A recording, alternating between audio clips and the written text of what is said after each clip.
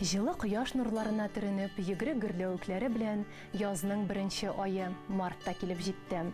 Барыбызга да билгеле, әлеге айның иң матур, иң олы бәйрәме 8 март – Халыкара хатын-кызлар көне. Шул гүзәл бәйрәм уңаеннан иң изге теләкләребезне әлеге видео язмада җиткерәбез.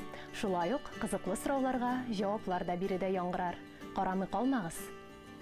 Хатын-кызларны Халыкара хатын-кызлар көне белән тәбриклибез. Аларга исәнлек, саулык, озын гомер телибез.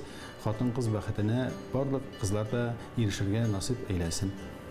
Güzel zatlарыбызның күңелләре шатлык белән тулып торсын, якын кешеләре кадерләрен белеп яшәсен.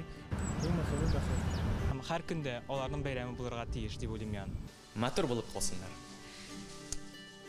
Минемчә, өйдә көтеп алырга тиеш эштән кайтканда.